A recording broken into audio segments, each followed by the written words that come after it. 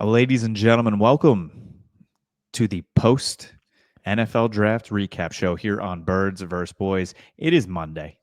It is 71 degrees out. There's no wind, there's no clouds. It's beautiful in the Northeast. And that's as it should be right after the draft. Aiden, I don't know about you, but for me, the draft is a journey. And I know it definitely is for you because the amount of content you put out this year. It's almost like the Christmas season as a child, and it comes and goes too fast. And like as the draft was unfolding Thursday, Friday, Saturday, and I'm listening and I'm involved and I'm all in. And then I legitimately get sad when it is over. I legitimately also get sad. Like you said, this is the most I have ever not only paid attention but worked on this to watch players, to scout them, to try to understand scouting. It's the most effort I've ever put into understanding the draft. And then one day it's just over. And you're happy with your draft class, but at the same time you're like, man, I did all that prep work. Now there's nothing left to prep. It happened. It reminds me, you mentioned Christmas. I'll also throw in like Halloween, October, where it's that time where people are like, oh, check out this new Halloween movie. It's one of the best horror movies I've ever seen. And you're like, all right, let me check that out. That's awesome. It's that time of year. And you do that, but it's like, check out this safety that'll go in round 4. And you're like, I'll check them out. I was like, turns out that is an underrated movie. That is an underrated safety. So I'm right there with you. I think I was my senior year in college. One of my buddies who I play lacrosse with, he had a Netflix account, and this is when Netflix sent you DVDs in the mail, and then you sent them back. You mailed them back, but he had like a burner, so he would just order. He had like the max. They'd send you like 10 at a time. He'd just burn all of them and send them back. And like I literally have 475 DVDs, but we did a thing where we watched a different Halloween movie every single night the month of October, and like That's the awesome. most obscure shit ever, and it was awesome. You did that before ABC Family Freeform did it. They'd be like, here, we have our month of October. Here's every movie we're playing every night. You guys created that technically. Yep, we did. That's awesome.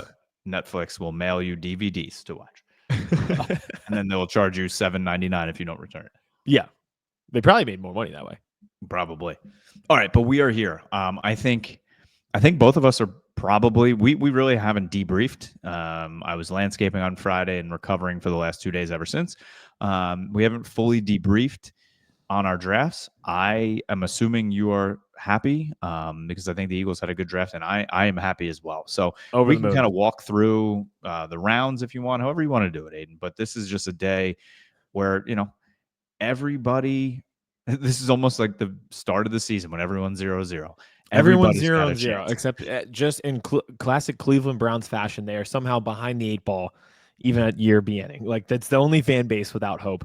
I'll say this before we get into it. I just wanted to thank people because Friday and Saturday, I was streamed live on TikTok for the entire round 2 and 3, and then rounds 4 through all the way through 6 on Saturday.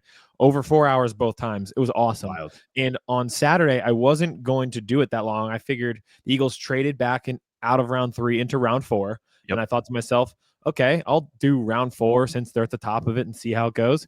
It was the most well-attended day that we had. Bunch of sickos like me all commenting for 4 hours about guys in rounds 4 and 5. And I know some of those people in the TikTok comments then went to our YouTube page. So if it's any of you people turning in for the first time, I genuinely appreciate this weekend. It made some of the magic happen, and I hope you continue all through the season because it doesn't stop here. Now, to the draft. Can I start with one thing before we get in there? Because you mentioned the Browns. 2 quick points on the Browns. One, they now have the funniest QB room of all time. Oh, yeah. They have Deshaun Watson, Joe Flacco, Kenny Pickett, Dylan Gabriel, and Shedeur Sanders. They have to be the Hard Knocks team. If they're not, what are we doing? They have to be the Hard Knocks team. ESPN literally missed the shot of Cam. We knew Cam Ward was going to be the first pick, right? We've known for months. But ESPN literally missed the shot of him getting the phone call, the first overall pick, because they were talking about Shedeur Sanders.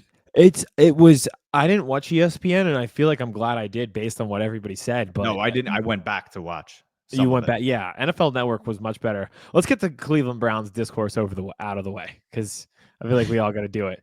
That was a mess. Going into the draft, I listened again. This is the most effort I've put into the draft. So I listened to a million podcasts. I could not come across one that had a first round grade on Shador Sanders. And they said he could be in round one because the quarterback position is premium. Mm-hmm. Nobody said he was a first round talent. So I don't know where this gap came in aside from the media hyping up the hype train. It's a hype train. And it just like, I see it both. I hate to be middleman, but I see it both ways where it's like he did not have a first round grade. I don't know why Mel Kiper is losing his mind on ESPN when he doesn't go 9th overall. But I will say, you cannot sell me as a fan of a franchise on taking Tyler Shough at pick 40. No. Who is going to be 26 at year begin, has broken his leg and both of his collarbones, who may have to fill in from your quarterback who also has a shoulder injury. Like, you just can't. And I will say, I watched every snap of him against Notre Dame this year too. He is terrified of breaking his collarbone again. The way he panics during a blitz. Yep. How are you going to survive in the NFL? How? You're not. You're not. This was like a draft of every analyst being like, hey, probably not like premier talent, but there are certain positions, including edge rusher, that it's a great draft. So the entire draft, the theme was getting guys who are really good at getting to the quarterback, and then the Saints taking someone who pisses his pants when those guys who are really good at getting to the quarterback gets to him. And also like Dylan Gabriel, who is like too short to ride a roller coaster, can't see over a line. I can't believe I thought he was going to go to the Dolphins because he's just like if you take Tua out and you just put him in, and then there's just less concussed Tua. Yeah, pretty much. The clip of him being like, we shouldn't play in cold weather. We should only play in the sunny weather, and then getting drafted to the Browns. He's probably right. I hated the draft for the Browns. I don't think I agreed with a single thing fundamentally. And them getting Shador the 5th, they literally could have just had Shador and Hunter back together. They could, yeah. And it's like people like the trade because they got good assets in return for giving up Travis Hunter. To me, for 4 months, we've heard that, hey, there's 2 premium talents, maybe 3 if you include Genty. And they trade out of one of those premium talents. I mean, for like Mason Graham, who could be good. Yep. We'll know in 5 years with all of this, but I fundamentally disagreed with all of the things that the Browns did, and we should get the negative out of the way now, because I think there was a lot of positive for a lot of teams, including our 2 teams in this draft. Big time. And I'm going to do 2 more quick Shador things. One, I didn't like his game. He's 12-13 and got his number retired. I don't love the hype train. I don't love that ESPN's talking more about him than anybody else. Like, talk about Cam Ward. He deserved the first overall pick. Talk about the other players. That was the beauty of this draft. Round 2 and 3, like every guy, you're like, ooh, that's a great pick. He could be a starter day 1. Now in the 5th round, I truly believe if he would have fell to the Cowboys in the 5th round, they were going to take him. I really do. The thing. Hey, the value there. I mean, I don't want any part of your backup quarterback should not be the most famous person on your team. Okay. No. So I don't want, unless it's Nick Foles, I guess, but I don't want any part of that whatsoever.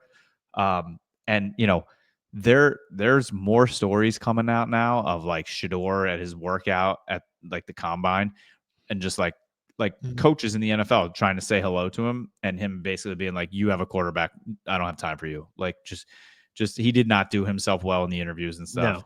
And I will say also, listen, the kid making the phone call with him is a complete shithead. It's a douchebag move. Yeah. But however, like Matthew Berry and all of them going absolutely insane, and like the guy should lose his job and the kid should go to jail and all. Listen, did you not forget that this exact same thing happened to Cooper DeJean last year? This exact same thing happened to Tyler Warren this year. Shit happens, okay? Again, it's the machine of Shador. It sucks. It shouldn't have happened. It's horrible, but it's shithead kids being shithead kids. Move on. Yeah, I totally agree. And it was just I thought at one point I did feel bad for Shador, because I think that, like we said, like that prank call thing is just loser behavior. Yes. And but at the same time, it was just like, I didn't think he would go in round 1. He didn't go in round 1, and I think teams screwed up not taking him on day 2 or possibly day 3 and taking some of these other quarterbacks. But at the end of the day, in terms of like top 100 things in the draft, that wouldn't even qualify as my top 100. Like, we have to talk about it because we got to talk about football, but there was so much to like, and I was just wanted him to be drafted so we could be done talking about it and get on to some of the great things that happened. And maybe we should do that with our teams. And I'll give you this for our 2 teams. So somebody compiled every single person who did every major person, their draft grades, compiled it in a chart. And I'm going to read you the Eagles and Cowboys, not every grade, but here's how they finished. The Eagles had the 5th best graded draft class. The Cowboys had the 7th best graded draft class. Pretty good, right? I'll go. Yeah, I would agree with that. Yep. The lowest either team got was a B-, which was 1 person for the Cowboys. Everybody else had a B+ or above for both of our teams. I agree for both. Incredible, right? Like, that was great. So I don't know where you want to start. I'll let you start with. You want to kind of almost go like pick by pick, almost. Like, you could. I'm gonna compile some of mine just based off I can do that too. Strategy stuff, but yeah. Well, yeah. I'll just first round pick, right? Again, Tyler Booker from Alabama, your right guard. The Cowboys now have 3 Tylers on their offensive line. Hilarious. So this is an interesting pick. Like you said when we were live, not the guy that we were covering the entire time. Peter Schrager did have him mocked in his one and only mock draft that he does. Schrags is always tapped in. I think, again, if Tedero McMillan had made it to 12, that was the pick, right? That was what they wanted. But I think what they did here was he was highly rated on their board. It is a position of need. And I saw, who was it? Maybe it's Jeff Kavanaugh. Somebody said that Tyler Booker is the Emeka Ibuka of offensive linemen in this draft. You're not going to miss. He is going to play. He's going to start right away. He is going to beat people up. He's going to immediately upgrade your offensive line, and he's not going to be a bust. And unfortunately, the last 2 drafts in your first round, there's high chances of bust, right? Mozzie Smith, Tyler Guyton of last year. They got a sure position. They shored it up when Zach Martin retired. He is much better than Hoffman. He will walk in day 1 and probably be one of the top 3 starters on your offensive line. He's going to bully people. And you think about the defensive lines in the NFC East, right? The Eagles, Jalen Carter, they're coming for it, right? The same with the Giants, the same with Washington. You need mean motherfuckers in the middle there, and that's what he is. And he's going to push the pile forward, beat people up, and he is also a high character player. And this is a theme that you will see throughout the entire draft of what Schottenheimer is trying to build. Nick Saban said he is one of his favorite players he ever coached. The most. It was him and Will Anderson. The most. So, the more I've watched of him, could they have taken Jalen Walker? Yeah, of course, right? But again, big boomer bust there. There's a chance that he's not Micah Parsons in this league. There are questions about his size and what he can do at edge. They picked a high talent player on their board who is also at a position of need. I think a position of value, right? Some people are like, you can't take a guard that. Yes, you can. Okay, especially, like I said, with the defensive lines in this division, how they want to run the football. And he is a leader. So, you know what? Am I jumping up and down and throwing a pizza party? No. Am I satisfied and happy? Yes. After the past few drafts, I think that's the best way to go. And at the time, I was like, that's a bit of a reach. But then the rest of the draft played out. And if you want to get into rounds 2 and 3 with the Cowboys, boy, did that balance out if you thought the first pick was a reach. Because they got guys who were rated in the 20s, and you got one of them at 12 and one of them at 44. So your composite averaged right out to where it needed to be. Absolutely. I'll hit those 2 real quick before we go to the Eagles. And in the second round, I know he was one of your guys, Aiden. Yeah, he's on my list.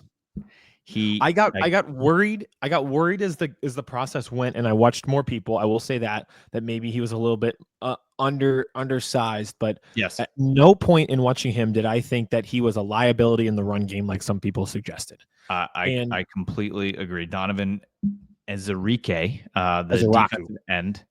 Ezeraku. Zaraku, sorry. Ezeraku. Look at you finally getting me in a name.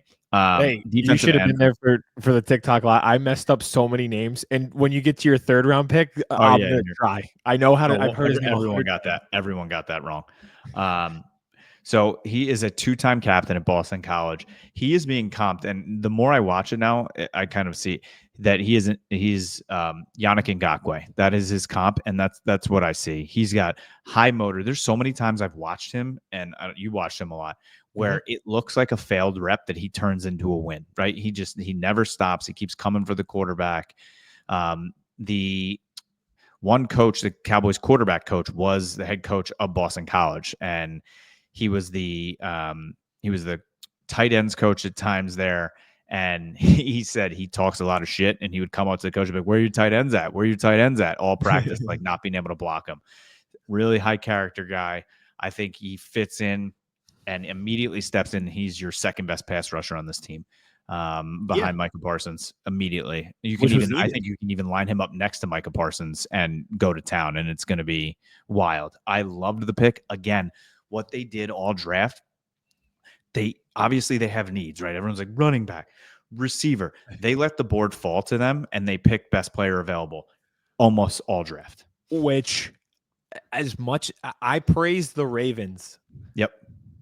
An absurd amount for doing just that. And it felt like the Cowboys replicated that very well. Yes. And you look at it, in the grand scheme of things, the Falcons did get 2 edge rushers, but think about how they got to that process. Sacrificed a 1st-round pick next year to come back up for James Pierce, who was graded in the same bunch as Donovan Ezeraku. Ezeraku falls to 44. The Cowboys get him. The Falcons draft a player of similar grade and sacrifice a next year to have to do it, to get back into the 1st round at 26. So the patience with the board and sticking to your guns has worked for good teams. Yes. And people are screaming for a wide receiver or running. There was not a running back. There was a run, obviously, right? Henderson, Junkins, they all went. I think if Junkins was there, that was going to be the pick. They loved him, and they actually, I believe, had a 1st-round grade on him. So he was long gone before 44. They looked at their board. They stuck to their board. They took best player available. Edge is always a position of need too. You can never have too many great pass rushers. I absolutely loved the pick when they made it. Kevin, to bring back our White Lotus reference from a week ago, when you say you can never have too many edge rushers, that's called foreshadowing for when we get to the Eagles. So that was at 44, and then I'm going to go one more before we can head to the Eagles, and then we can talk a little bit about both. Do, because this pick is like Ezeraku, where it's like you got this talent around later than you probably should have just by being patient and observing the draft board. So the guy that I mentioned earlier, Brian Broaddus, who is a Super Bowl winning scout, he had Siobhan Revel as his 11th rated player. Revel, sorry. Really? That's right. He was saying, he messed me up. He was saying Revel all offseason. It is Siobhan Revel. East Carolina cornerback. He had him rated as the 11th best player in the draft. I believe and truly do. There was multiple of these corners that were like hurt guys, right? Will Johnson, Benjamin Morrison, and Siobhan Revel. These guys are all 1st-round talents that had some injuries, right? Benjamin Morrison had the hips. Will Johnson, he's got the slow issues, and then he's also got lower extremity issues. I love how one of those is an ailment, and one of those is just his day-to-day life. He's slow. Yeah, he's just slow. Like all these other guys, it's like Revel. What he tore his ACL, correct? That was the injury. He had a knee injury. I love how you're like, yeah, Revel, he fell because he tore his ACL. Will Johnson, he's a fucking tortoise out there. Maybe just run the 40. I don't know. But yes, Revel tore his ACL last September. There are talks that he might start the season on PUP. There's other talks that he's going to be available for camp when it starts. So this dude, again, high character guy, just like the other two. He's got height, weight, speed. He is physical. He can play press. I think the only issue with him, sometimes he's like, I don't know if you remember Chidobe Awuzie for the Cowboys. Sometimes he just doesn't get his head around when the ball is coming. But those things are coachable. But other than that, I love his game. He has been a player that has been linked to the Cowboys all offseason, but I thought at 44, not at 76. For him to drop to 76, this was just too good a value. Again, the Cowboys were on the clock. They looked at their board. They looked at each other, and they're like, really? He's our highest rated player on the board, probably besides Shador. And they're like, we have to take this guy here. And also, it is a position of need, right? We've talked about this. Their cornerback room, I don't think they could field a cornerbacks right now. Mm-hmm. Diggs hurt. We also, I truly believe this is probably the last season Diggs is on the Dallas Cowboys. Deron Bland has a contract coming up. We don't know what's going to happen there. Keelan Carson last year didn't look like the player you wanted him to be. Maybe he can bounce back. Hopefully he can. Kaiir Elam, who they just traded for, stinks. So you needed a cornerback as well. And the value was just so strong in this position. I was so happy when I got to have to admit, I fell asleep. I woke up at like 1:45 in the morning and just looked at the phone and I was like, yes. My wife's like, what are you doing? I'm like, nothing. Go back to sleep. Yes. That's usually like your team, like your baseball team plays on the West Coast. You're like, I can't do it. And you wake up and you're like, yeah, they won at 1 a.m. Let's go. Fuck yeah. So those are the first three picks for the Cowboys. And I got to tell you, I couldn't be happier. Both of those guys drafted in round 2 and 3. I can say that in certain mock drafts, I saw both of those players going in round 1. I saw Ezaraku go to as high as 19, I believe. Saw him mocked to the Packers quite a bit. You get him at 44, and then Siobhan Revel, I can say his name. I'm getting really good at pronunciations, by the way. And there were certain times I saw him around the 28 to 30 range where it was like, yeah, he's like a fringe end of the first guy. We'll see if he sneaks in with the injuries. And a lot of people liked him and thought maybe fringe round 1, if not round 2. And the not Eagles, Cowboys get him in round 3. So I thought value-wise, round 2 and 3, if there was a winner of day 2, it was the Cowboys. I thought. I have a different winner. I guess I should put this in here. The Titans just did my draft. Aside from Cam Ward, which is great. They might have got the potential first, like their potential franchise quarterback of the next decade. So right there, hit if he hits. But also they drafted Oluwafemi Oladejo, Kevin Winston Jr., and Gunnar Helm. So they just drafted my mock draft for the Titans. I was like, wait, these are all my guys. Every time the Titans would be on the board, I'm like, wait a second. So I would throw them in as winners of day 2 and just winners overall, but I thought the Cowboys were up there too. Speaking of teams that just let some players fall to them. Should we do it? Listen, we touch on Christmas and Halloween at the beginning and how there's these annual traditions. My new favorite annual tradition is the 31 other bozos that let a generational talent fall to the Eagles. It's every year now. It is remarkable. How did this happen again? I was listening to a podcast too. They're just like Eagles and the Ravens. They just let everybody else fuck it up. And then like the Ravens are just sitting there and they're like, huh, Malachi Starks is sitting there. Yeah. Take him. Even though we don't need a safety, but yeah. I left night 1 and I said to myself, there is no better league in our country that puts together parity better than the NFL, whether it's the schedule, whether it's drafting, whether it's the salary cap. They create parity in so many different ways. And then the draft and things like this unfold, and the good teams stay good and the bad teams stay bad. And at the end of round 1, I said, all of the teams that we think are good did it again. Malachi Starks, the Ravens, just falls them at 27. They pair him with Kyle Hamilton to patrol the back end of their defense. Incredible value. Maxwell Hairston, who was one of my favorite players in the draft. The Bills get him at 30, another high character guy. I think that's a great fit for Buffalo. My man dapped up everybody in the waiting for his time to go. It was awesome. That was my favorite like draft moment. That and just Green Bay atmosphere, especially them getting a receiver round 1 was just cool. Awesome. I don't know about the player, but the moment was awesome. Eagles get Jihaad Campbell at 31. Saw him mocked at 10, saw him mocked at 12 to the Cowboys. I took him in a couple mocks to the Cowboys. It seemed like every consensus big board had him between 11 to 13, like a fringe top 10 player in the draft. Some people, including the Eagles, had him as a top 10 player. And if it weren't for his knee and his shoulder, he would have been top 10 for everybody. That is why he fell. And then we trade with the Chiefs, who clearly needed offensive line help and potentially get their tackle for the future if Josh Simmons pans out. So I left night one and I said, the same guys did the same thing again. How does this happen? Yep. So Jihaad Campbell himself falls to the Eagles at 31.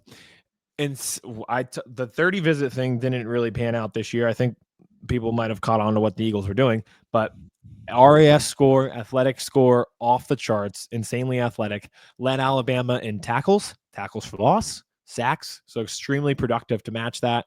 I'm just over the moon getting him in that position.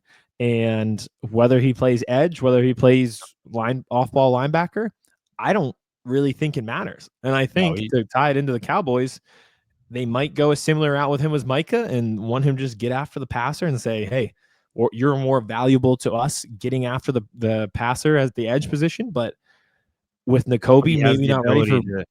He has the ability to drop back in coverage in certain schemes.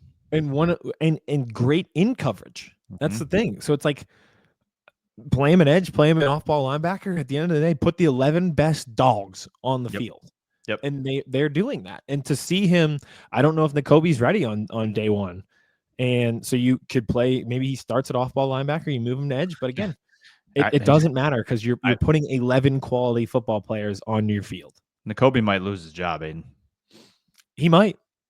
But I think they do different things. They do. In certain aspects, I think he's also a very good leader on the football field. We'll get into round two, but I want people who know where to be pre-snap.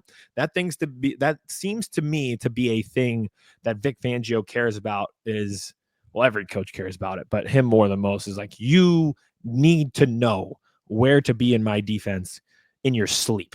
Yep. Like, there should be no doubt at every moment. Nothing should trick you. You should know where your area is and be there pre-snap to post-snap. You know what I'm saying? See, like, he makes the players sleep with their cell phones on ring. And like 2:47 in the morning, he just randomly calls like Zach Bond. It's like, hello? Yeah. Where do you be in this defensive alignment if they're in this offensive alignment? Go. Yeah. All right. Trips base. They've got a running back to the side of the quarterback. It's 3rd and 12. He's what do you do? It's 3:47 in the morning. He's just sitting in the film room. And guess what? Just Bond would know. Bond would know what to do. And for him, and I think it's a perfect pairing where it's like Bond is the main. Bond is going to be like, Jihaad, this is where you need to be, and you will be successful on the football field. And I think it is the perfect pairing of those two guys. I think there's still room for Nakobe no matter what. Yep. The comp for Jihaad Campbell was Zach Bond. You saw quite often they rush the passer with Zach. He was great in coverage, and he was great getting to the quarterback. And how many times this year did I say on this show, it feels like there are 3 Zach Bonds on the field at all times? I kept saying it feels like we're playing 13 on 11 with him out there. Yep. Well, guess what? Now we're playing 16 on 11 because we brought in Jihaad Campbell, and there's feel like sometimes there's 3 of him on the field. I love it. I thought it was just another home run. And Ian Rappaport said we tried to trade up to 22, 23 with the Chargers. That fell through, and he falls to 31 anyway. We flip with the Chiefs to make sure we get our guy. Gave up a 5th-round pick, but don't worry. We had extra 5th-round picks because we traded Kenny Pickett to the Browns, who then took 2 quarterbacks. So just an unbelievable job in round 1. And then in round 2, you snag one of my guys, Cowboys 30 visit. Andrew Makuba, safety from Texas. This was awesome. When we were on the stream, we were clamoring. We're like, this needs to be a safety right here. My guy was Kevin Winston Jr. from Penn State, but in truthfulness, as anybody who read any of my Substacks, I fell in love with a new safety every day. I'd go to bed, I'd wake up, and I have a new safety on my mind. Makuba was clearly one of them. Yep. And I will say this in terms of comparing those 2 players. If the Eagles thought to themselves, I'll take Makuba because he's just played more snaps of football. The problem with Winston Jr. is he got hurt in week 2 last year. Makuba has been starting since he was a freshman. So if they just thought this guy, Yeah, he went from Clemson at Texas. He started at Clemson, was freshman All-American, freshman All-Conference, transfers to Texas, starts there too, and is one of their leaders and captains on the defense. And if your thought is, I'm just going to take the kid who's played more football than Kevin Winston Jr. and trust that more, I can get behind that 100 times out of 100. I mean, he's a ball hawk. You want the ball. The Eagles, I think, are all about turning the ball over. And that's what he does. He gets his hands on the ball, and he gives your offense automatic great field position. Yes, absolutely. And his comp with CJ Gardner-Johnson, he plays with violence. I think people were critical sometimes of his tackling ability. I think that's because sometimes he dive bombs instead of form tackles. But I'll say that I'm okay because he plays with the physicality that you need. But I think most importantly with this, because I know me personally, I talk a lot about this RAS stuff. I talk about you have to be the best athlete, be faster and stronger than the other player on the field. Yep. With him, what I like, and I go back to last year when CJ Gardner-Johnson was out, they were a mess communication-wise. The back end didn't know where to be. And if you remember, Sidney Brown did not play for CJ Gardner-Johnson when he was ejected from that Washington game. It was Tristan McCollum. And again, it was a total mess pre-snap and into the play. They didn't know where to be and when to be. And that was the most concerning thing of letting CJ go, because a lot of people brought up the 2023 stuff with, they were trying to bully Bradbury and we don't have that toughness. We need that CJ toughness. You're getting that with Makuba, but more importantly, you're getting someone who knows where to be as a safety and can also play nickel. Agreed. I loved it. Loved the first two picks, unfortunately. And then one last thing, and then we'll get into the day 3 guys for us. But all it's RES stuff that I love, taking players from school, taking productive players at elite schools. I'm in love with that strategy. But I'm just really glad that the Eagles took 2 absolute fucking psychopaths who will literally take somebody's head off on a football field with their first 2 picks. At the end of the day, give me that lunatic on a football field. Well, and the Cowboys, this has kind of been a Will McClay thing, but they went back to it this year of big school guys, right? Yeah. Alabama, Boston College, besides Siobhan Rebel at East Carolina, but Alabama, Boston College, Texas, Florida, Clemson, Oregon, UCLA, Maryland. We're the big school guys have been in moments. Yep. That's where they went, and I loved it. You have an identity crisis like the Eagles did. The first thing you do is say to yourself, like, all right, we're going big school hunting next. Yep. No more with Georgia, with Alabama, Western Kentucky over here. Yeah, no shot. Nope. Sorry. We're getting the players who've been 5 stars from day one. Before they could drive a car, scouts were looking at these kids. Yep. Well, so then in day 3 here, right? Cowboys still had not taken a runner, right? And that was a big thing. And kind of the same thing happened to them last year, where the run happened and they lost out. And this year, multiple different runs happened, right? I mentioned the second round, they lost Henderson, they lost Quinton Junkins. Then later in the draft, they lost Dylan Sampson, they lost RJ Harvey. But we've been saying over and over and over again how deep this draft was at running back. So at, I think it was 149, am I correct? Yes, 149. They take Jadon Blue, running back from Texas. Now, there were some other running backs that I liked that were still sitting there too. They also lost Tootin, who they liked a lot, from Virginia Tech. Do you want to talk about bringing juice back and some speed to this offense that hasn't had it? 4.3 speed guy, can catch the ball out of the backfield, is a phenomenal receiver out of the backfield. He can take the ball to the house at any moment from any point in the field. We saw it in the playoffs too, for Texas.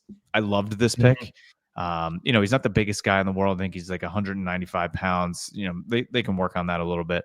He has what Schottenheimer spoke about a couple weeks ago about great contact balance, right? There's sometimes I feel like on his tape, he runs to contact and you're like, get outside with your speed. And he kind of, but sometimes, for not being the biggest, he's not genty, right? But he has great contact balance where, guys are falling off with that speed. People loved back in the day, like Joseph Randle and Tony Pollard, when Pollard could hit the jets. He's faster than both of them. And again, big school guy, had a fumbling problem.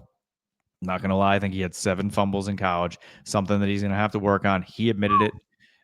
He talked about it, and he said, I've changed my technique. But there were moments where, he was, I don't want to say benched earlier in the season, but, Texas had a lot of good running backs. You fumble, somebody else is coming in. But when big games are on the line, he was on the field. I think it's a great pick, again, at value where they got him at 149. I think he's going to add burst. He's going to add juice. And, you pair him with Javonte Williams or even Maffa, who they got later in the draft pick. That's more of that bruiser down to the goal line type running back. He's going to add a lot to this offense. Absolutely. He was a guy who did a 30 visit with the Eagles, so I know that they were interested as well. And yeah, everything you said, I agreed with. And I thought he was like a premier I almost said day 2, but really day 3 talent when it comes to him. I really thought so. So I thought that was a great pickup by the Eagles or by the Cowboys. Then right after 149, I actually called that pick. I said, I think it's going to be Jadon Blue. And then, I don't know, had an inkling. I was watching the War Room. They were moving around. I'm like, they might move up here. 4 picks later, at 152, they trade back up into the 5th. And they went and got Shamar James, linebacker from Florida. I didn't know a ton about him, but I knew that they liked him. I think there were some other linebackers that were on the board that I liked a little bit more. Don't love, from what I've seen watching him, his instincts, right? Sometimes it just, I don't know, it doesn't look like he's there. But when he's playing downhill, hair on fire type guy, he's good. He's good at what he does. I think he's going to be the DeMarion Overshown kind of like replacement till DeMarion Overshown's back, kind of all over the field type guy. He's immediately going to help in special teams. He'll make the field. I think some of the instinct things can be coached. Some of the, like you said, placements of where to be at different moments. Hopefully Eberflus can help him out with that, of like, this is where you need to be. Overshown can help him with that while he's on the sideline playing coach until he's back. This is not a jump up and down again type pick, but they liked the player. Eberflus really liked the player. They must have a vision in mind for him. And again, in the 5th round, I'm not going to scream. Yeah, but for round 5, I feel like that's where you need to be, right? Yes. And you're playing it. This is called foreshadowing again. But I was going to talk about that with the Eagles and how you're playing into some things. Like, I'll take these traits because they're not coachable and hope that I can coach the rest. And it sounds like Shamar James could be that for the Cowboys. Absolutely. I'll touch on one for the Eagles here. And then I have like the final ones where they all kind of can blend into one strategy that the Eagles took that I really liked. But before that, Ty Robinson, the defensive tackle out of Nebraska. Like I mentioned, listen to a lot of NFL draft podcasts along the way. NFL Stock Exchange was one of the best content producing draft shows that I've ever listened to in all my time following the draft. And I'll just give them this. They did a great job, but I'll give them this shout out. In ranking their defensive tackles, they refer to Ty Robinson as a brick shithouse, which is how I would like all of my defensive tackles from now on to be described if we're going to draft them. Yes, please.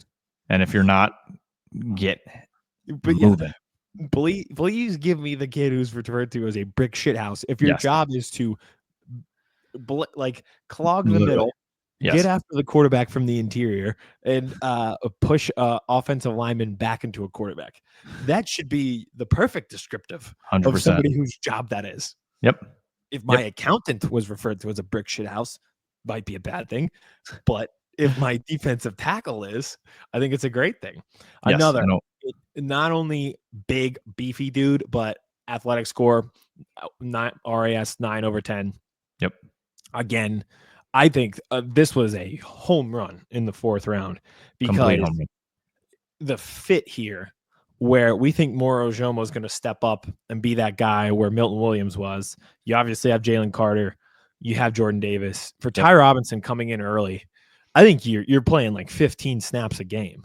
Yep. So literally. this is just the perfect spot where if you could take Jalen Carter, if he needs a blow for 2 plays, if you need to sub in and rotate through with Ojomo, for a kid who is massive, athletic, and everyone talks about what a high motor he is, just be relentless for 15 snaps a game early in your career. This is a perfect fit.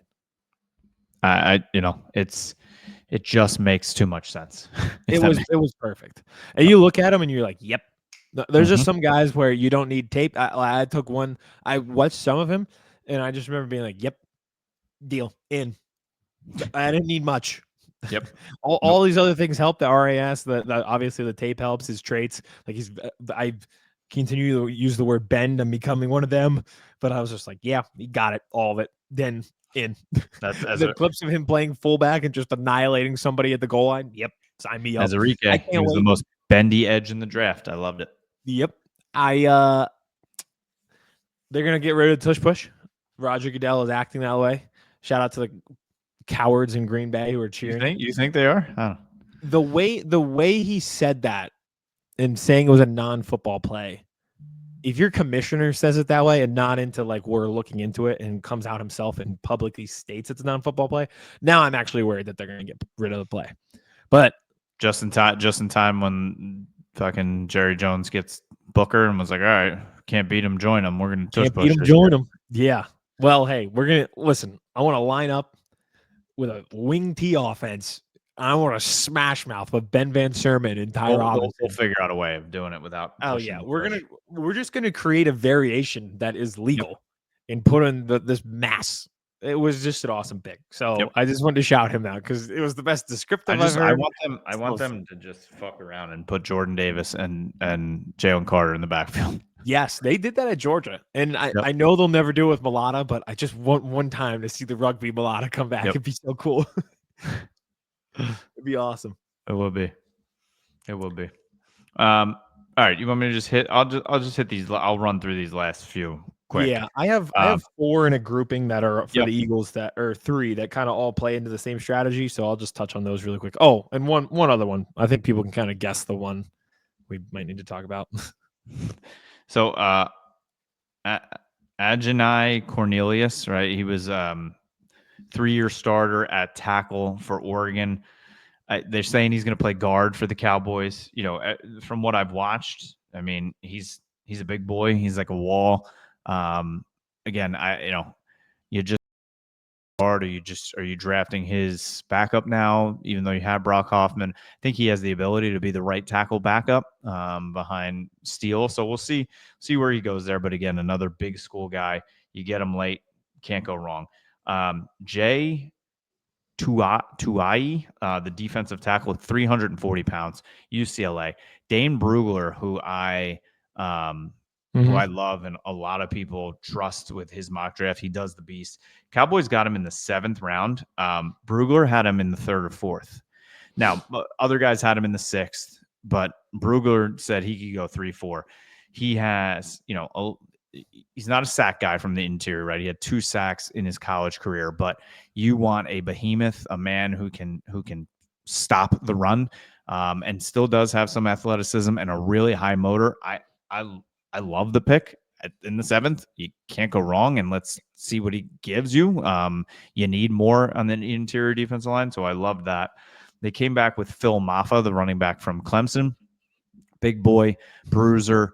So they double dipped at running back. They got your, could be sort of your every down back, speed back in Jadon Blue. Came back with your short yardage kind of, again, big school guy in Maffa who can handle it on the short yardage and goal line runs. And then they picked a defensive lineman who I knew nothing about, Tommy Boste from Maryland. I'm not going to lie and say I know much about him. Apparently he's from Texas. They're calling him Texas Tommy. So I'm gonna have to dig in and see him there. But again, last pick in the draft, Let's see if he can even make the team. Hopefully he can. Lots of tough pronunciations in the Cowboys draft class for you. They didn't draft many people named Tom Davis this year. Oso Digizua a couple years ago from UCLA too. And hey, if they've had success with interior offensive linemen from UCLA, so hopefully Toa can be that. Texas How is Oso Digizua easier? I know it honestly is. So that was the draft for the Cowboys. Great draft. What would you? You don't have to give a grade, but I'm assuming probably in the A range. Yeah, I was going to say A minus. Yep. Yeah, I was going to say A minus too. I can't. I think again, gold star, gold medal for day 2. Because there's one glaring spot, right? They didn't get a receiver. Who's going to catch the ball? They got this kid who everybody's raving about. I'm going to have to watch from Texas Tech, the receiver. They got him as undrafted free agent. Apparently, he just gets the ball, his hands on the ball all the time, contested chat. We'll see. And, we'll see if there's still one of those trades that Jerry is talking about. Jamison Williams is on the block. We'll see if they do try and get something like that. But also, listen, you don't have to like it, but they drafted a receiver in the 4th round. They traded a 4th for Jonathan Mingo. That's basically they took a receiver in the 4th round. I'm not saying Jonathan Mingo is I don't even know if he's a 3. Yeah. We'll see. Hopefully he can, but I'm just saying their logic. That's how they're looking at it. Which I understand why that's a tough sell to the fans. Like, very tough. Now we need to draft a receiver and we can't because we gave up a draft pick for a receiver already who is not panning out. But yeah, I definitely see that could be a hard sell. But I think for both of our teams, there were enough team needs where you said to yourself, okay, somebody's getting left out. Like there's a position that's getting left out. I thought there might be a chance that the Eagles address go wide receiver on day 3 just to build depth there if they didn't trust Anaya Smith or Johnny Wilson. And I thought they would go Jaden Blue. I still actually don't know how to pronounce his name. From Texas. At running back just to get another guy. But it's the way the board falls. And it felt great for both of our teams in certain spots. I hate that Trey Amos is in Washington, by the way. Yeah, that does suck. Their draft, though, another one where it's like you did draft, you needed help, and you did draft him. You did draft a guy. His name was Deebo Samuel. So if you're upset that you don't have safety help or linebacker help or interior defensive tackle, that you did use your draft pick elsewhere. It was on Deebo and Laramie Tunsil. So good luck with that. Amos did fall pretty far, which is crazy. My one concern with the Eagles, just to touch, I know I brought up Laramie Tunsil in the tackle. The Eagles did do a good job, and I'll get into it here in a second, of targeting offensive linemen late. I think in some of those trade backs, they were trading back because the offensive linemen they wanted went off the board right in front of them. I'm a little worried about guys like Jalen Travis, who people were really high on from Iowa State. He went off the board. Charles Grant, who was the tackle who could swing into guard from William and Mary, he went off the board right before them. So I have a concern that the Eagles wanted those guys, and they weren't there when they went. But they recovered well. I'll say this. Yes. So real quick, I'll touch on the obvious name on day 3, but Kyle McCord touched on the live stream on day 2. I was like, hey, do not be surprised if the QB factory goes full QB factory. They draft somebody. They say they want to draft a quarterback every year, and I think this year would be Kyle McCord. Now, I didn't expect Shador to be there on day 3, which kind of put a wrench in things early in the morning where people thought the Eagles might get him. But McCord felt like a great day 3 prospect for the Eagles to pick up. A kid who led the FCS in passing last year. He slung it for 4,500 yards at Syracuse. He was awesome. And this is what they do and do well. They draft a guy like this with a day 3 level pick or trade for one with a day 3 level pick. They develop Tanner McKee, who will now be your backup. Kyle McCord will develop as the QB3. When McKee's time comes, they will trade him for another day 3 pick. McCord will develop for a year and then slide into your backup role. As he develops, they'll use that day 3 pick on another quarterback, develop him, and the factory cycle moves on. But then you're never paying premium dollar for a backup anymore. Smart. And it makes total sense. And they bring the hometown kid home, St. Joe's Prep, Kyle McCord. So it was just a classic QB factory move. As behind you right now, ESPN is on midday, and the whole screen is just all about Shador. Yeah, and round it's like, pick. Well, and yeah, Damian Lillard tore his ACL. That just popped up on the bottom. that sucks because Yep. the Bucks are in a little trouble there. But it just shows you, Jason McCourty's on it. Everyone, okay. A lot of guys got drafted, guys. A lot of good football players.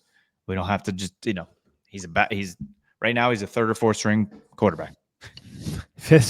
Maybe fifth string. Yes, maybe. For some reason, there's 5 quarterbacks there. But yeah, it's just like the Eagles, not the Browns way. The Eagles way is how you handle your backup quarterback situation. And I thought McCord would be the target, and he was. So that was cool to see. I love it. I wanted the Cowboys to look after him, but again, they picked a quarterback in the 5th round, Joe Milton. Yeah, exactly. That's what the Eagles did when they traded for Kenny Pickett. Yep. They did draft a quarterback. They drafted Kenny Pickett with a 5th round pick. Yeah, so that strategy was awesome. And then just the last strategy for the Eagles, day 3, Howie Roseman came out and said this, and I love this line of thinking. He says, "We are taking flyers on guys we believe can be starters." And I think the traditional line of logic has always been, all right, day 3, we got to fill out our roster. Who can play special teams? Who can be, like a backup linebacker who can play special teams or maybe give us a few snaps there if somebody goes down? The Eagles are like, I'm going to swing as hard as I can on high upside guys who could be starters for me in 2 years. Yep. And I loved it. And Cam Williams, this tackle from Texas, who is a massive behemoth of a man, a lot of people said loved him. He just came out too early. He needs to work on his balance and his footwork and his traditional, what better technique. Coach to go to? And exactly. So they get him and the kid from Michigan. And guess what? You take all of those traits and you say to yourself, I'll take a flyer on the kid with all the traits that you can't coach and then give him to the person world renowned for working with those type of people and turning them into starters with great traits in the NFL. Mailata didn't play football. Didn't play football. Like there's one lineman on starting on this team that they used the 1st round pick on, and it was Lane Johnson. Yep, 13 years ago. How about that? Everybody else has been a day 2 or day 3 pick. Yep. And Tyler Steen, it looks like now will be your starting right guard. Extremely smart. Got him in the 3rd round. So this is like that is the strategy.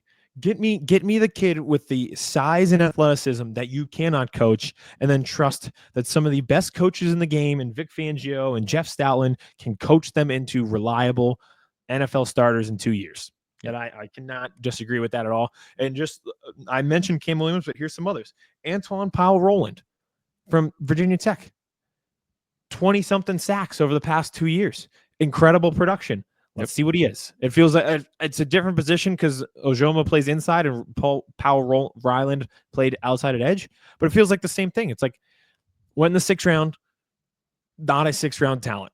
Yep. Much higher. And it just felt like we did that again. And I couldn't be over them. And if he doesn't work out, he doesn't work out. It's not a big deal. I don't know how to say his name, and I should, but in my defense, I've heard many different pronunciations of it. Smael, am I saying it? Do you know? What is it? The Georgia linebacker we took, Smael Mondon. Yeah. I think you're right. I regardless, another productive player. Yep. Led the team in tackles. Kirby Georgia. Smart raved about him. Let's get him with Fangio, and let's find out. Yep. So I mean, it just makes perfect sense. Yeah, I was going to say day 3. I love that strategy, and I think it's against traditional wisdom that will soon become traditional wisdom. It's like, who's going to be player 52 on our roster, and he'll be our gunner on special teams. And the Eagles were like, give me the offensive lineman who has hands the size of a piece of paper. Yes, and we'll see what he does with Jeff Stoutland. We'll see how he can fit in. Yeah, and if he doesn't, big deal. Mm-hmm. So I loved it. I think we, like we said, we're both given A's. Yeah. Both happy. Our teams are in much different positions, however. I am not saying that this draft is making the Cowboys a contender for the Super Bowl this year. Guys, it's not. That is not what is going to happen here. I think they are still also part of this draft. Also, like Revel, like that's also for 2026 and beyond. Mm-hmm. I like the way they're, setting things up too for the future. So we shall see. Present and future. Past, present, future. Past, the Eagles were up 34-0 in a Super Bowl. Present, they had an incredible draft class and got somebody at pick 31 that had no business being there who could turn into an all-pro. Future, they have 12 to 13 picks in next year's draft. Wild. It's just, I can't rave enough. Especially sometimes we get on our Philly teams, but I just want to do the opposite right now. I want to praise them to no end for the run that the Eagles have been on. Past, present, future, there's positives with all of them. Yep. The most positive you can think of. I'm in love with how well they've done things. Can't beat it. Can't beat it. Can't beat it.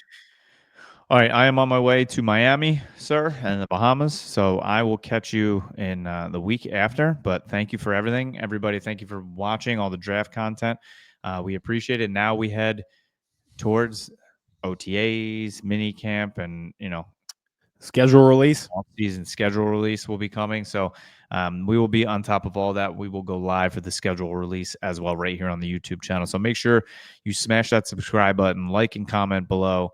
Everywhere you are listening to podcast Birds vs. Boys, we are there as well. Everywhere on social media, we are there, Birds vs. Boys Pod. And obviously, if you're watching us right here on a YouTube page, thank you for watching. Thank you for listening. We hope you all enjoyed all of the draft content, and we will see how these players turn out year after year in the future. Chris Hansen here, and I'm going to need you all to take a seat right over there and check out Birds vs. Boys. I think you're completely right here, and I hate it. Yep. Hey, idiots. Stop doing dumb things. I got 2 phones. Upset alert. Upset alert. I might go insane. I think you're already there. There's no hope. Hope is gone. If this was an AFC North podcast, we'd be done in 15 minutes. Bob Hope. I'm going to drink bleach. That is the team you promised me you were going to be this year. This is the Cautiously Hopeful podcast. I'll be watching.